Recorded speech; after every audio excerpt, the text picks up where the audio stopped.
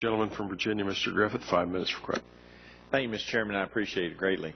Mr. Bragdon, I was looking at your written testimony, and on pages 7 and 8, you go through a process. You might want to refer to it, although you probably know it like the back of your hand, where some of the Medicaid programs that rely on some private programs are going to be hit with the tax inside of Obamacare.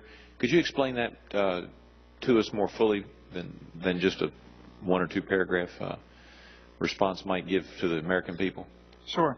One of the new funding mechanisms for the Affordable Care Act is a new tax on private plans, which falls on those private Medicaid plans as well. And so you have this perverse dynamic where the federal government is on one hand taxing itself and at the same time taxing states to raise revenue. And what's going to happen is states either need to come up with the money or they have to cut services for individuals to pay the tax. Now, explain how that works if you can, because I was not here when the bill was passed, and I've always been under the impression this was on the wealthier people and on plans that were private plans. Is this because some states have or work with private type plans to provide the coverage for their citizens?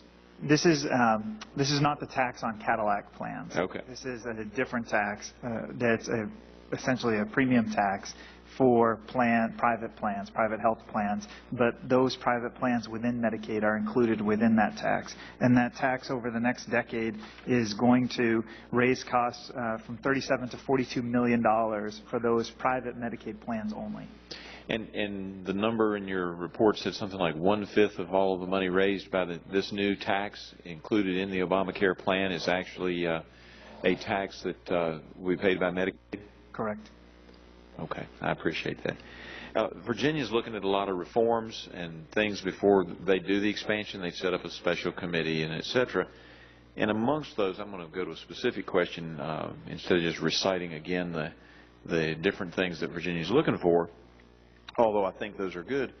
But one of them is value-based purchasing, and I kind of like that idea that they're looking at. And I think we need to do this in an efficient way that it saves money and provides greater flexibility to our states. Now, obviously, there has to be a balance, because you don't want to put a copay into that value pricing that keeps people from using services that they may need.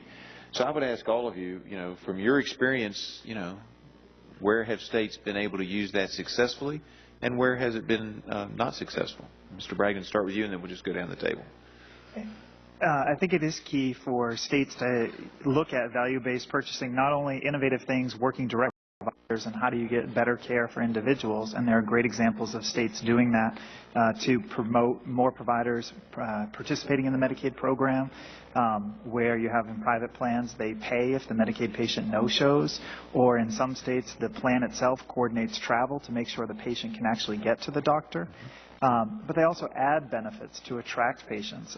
So, for example, adding dental benefits, all within that same fixed price, but really taking Medicaid like a floor and building on top of it, which I think is really key.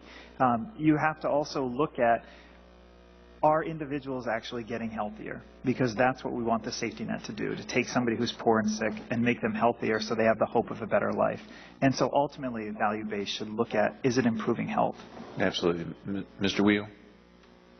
States use their flexibility to set payment rates to promote plans that can demonstrate higher value through standard measures of quality and measures of access. There's also a movement towards what's known as value-based insurance design, which is a specific form of value purchasing designed to make it less expensive, for example, for people to get maintenance drugs for a chronic condition, maybe even free, because it's actually cheaper to give them free medication than to have them not take the medicine because of a $3 copayment. There's a whole center at the University of Michigan that's helping states and private payers in that area. It's a very active area. Obviously not easy answers.